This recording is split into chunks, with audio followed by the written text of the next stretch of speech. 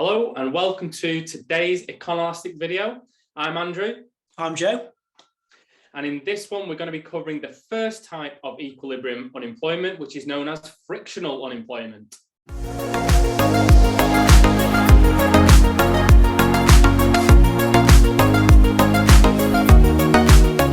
If you haven't seen our previous video on unemployment and the labour market, then we'll recommend you check this out as you see the equilibrium unemployment looks like in graph form. So even if the aggregate demand for labour and the aggregate supply of labour are in equilibrium, and hence there's no disequilibrium unemployment in the macroeconomy, supply and demand in the microeconomy may not match. In other words, we may find excess demand vacancies in some markets or industries and an excess supply or unemployment in others. For example, there may be unemployment in the retail sector, but vacancies in like as electricians or plumbers. Yeah.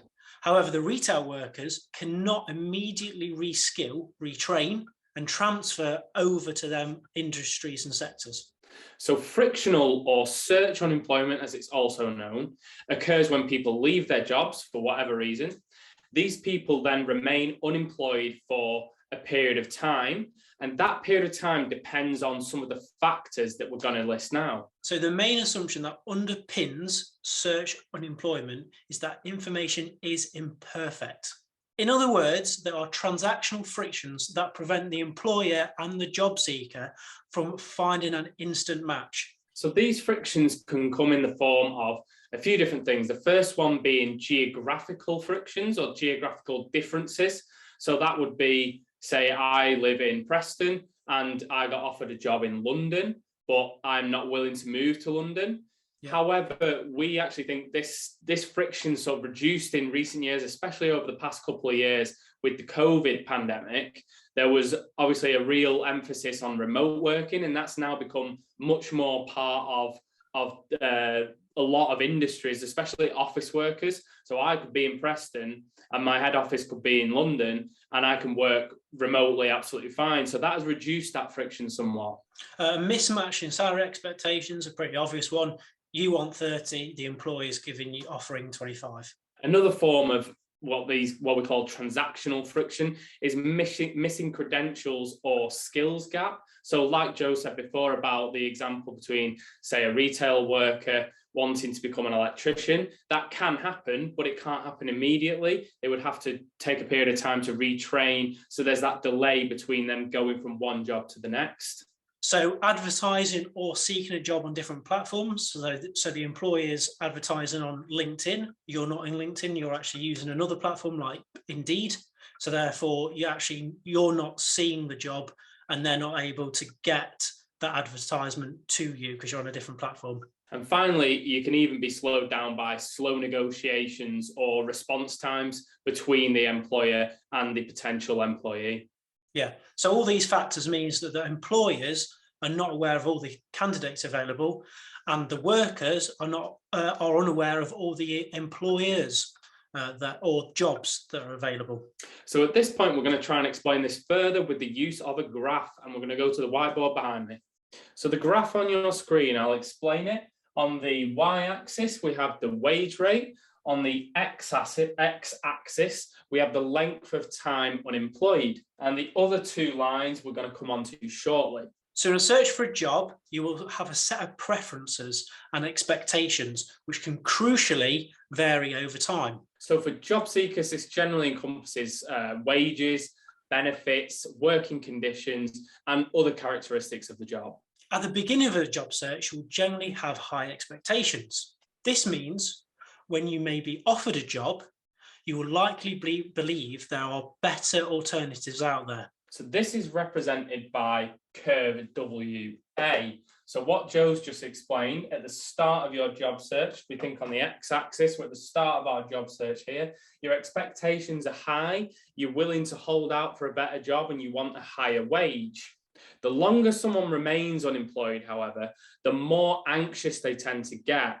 Their expectations will fall, and they will be willing to accept a lower wage rate. So as you can see, as time goes on the x-axis, the wage that they're willing to accept goes down. So WA is downward sloping. Everyone has a reservation wage, the minimum wage they will be willing to accept. And this is why the WA curve shallows out as time goes on. So we're now going to turn our attention to the WO curve, which represents the highest wage offer that a typical worker will have received since becoming unemployed. You'll notice the WO curve is sloping upwards. This is because generally the longer you search or hold out for a job, eventually the better the wage offers that will be made. This is not to say, obviously, that the wage offers you receive won't vary. So don't think of this line as linear. It's that for the purposes of the graph. When in reality, you might get offers that are here, here, here, here, here. But with respect to time, this line shows the highest wage offer that you will receive. Hence, it's a linear line for simplicity in graph form. The reason it takes time, TE, to find employment is that every job offer before TE does not meet your expectations. However, as time goes on, your expectations lower. Eventually, an offer will meet your current expectations, which is at time TE. So just to expand on what Joe's saying, everything to the left of TE, you're expecting your WA, the wage you're willing to accept, is above the wage that you're getting offered. Yep. Until the point where you're getting more anxious, you're lowering your expectations to the point that when the two curves intersect, that's the point you're going to get your job. So as you can see by the table on your screen, we've got time in number of interviews. We've got the wage offer and wage expectation. At time interview 5, we've got 25,000, and that is TE, which means that the expectations and offer are basically in equilibrium. Let's give you an example. So a two-person example. Person A, he's 28, he has around 10K in savings, and he's got a mortgage and a child. Person B, he's 50 years old, has around, say, 500K in savings, and has no mortgage. So as you can see on Andrew's graph, for person A, their WA curve will be steeper, as they'll be more anxious to find a job due to their monetary position and outgoings. And conversely, with person B, their WA curve will be a lot more shallow, as they can afford to remain unemployed for longer and hold out for a better job offer. Therefore, in our example, the time that person A remains unemployed is a lot shorter than the time that person B remains unemployed, obviously because they're more anxious to get back into the workforce, get back earning, so they can pay the mortgage, they can look after the child. Whereas person B, he's got more savings, he's in no rush, he's quite willing to remain unemployed for a bit longer to hold out for that better paying job.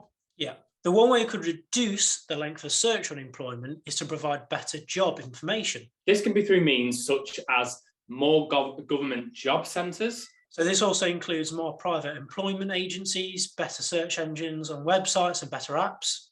Or just better advertising through the use of media, especially social media in this day and age. So all of these measures would connect both parties sooner and therefore have an effect of making the WO curve reach its peak sooner. So if we return back to the graph, this means that the length of time unemployed reduces from TE1 to TE2. You can see that intersection point is now sooner because the WO curve is steeper. Yeah. And crucially, your wage actually increases from W1 to W2. So another remedy for reducing the length of frictional unemployment is for the governments to slash unemployment benefits. This has the obvious effect of making people more anxious and desperate to get jobs. So this will be seen graphically as a downward shift of the WA curve. You're more anxious, you want to get a job quicker.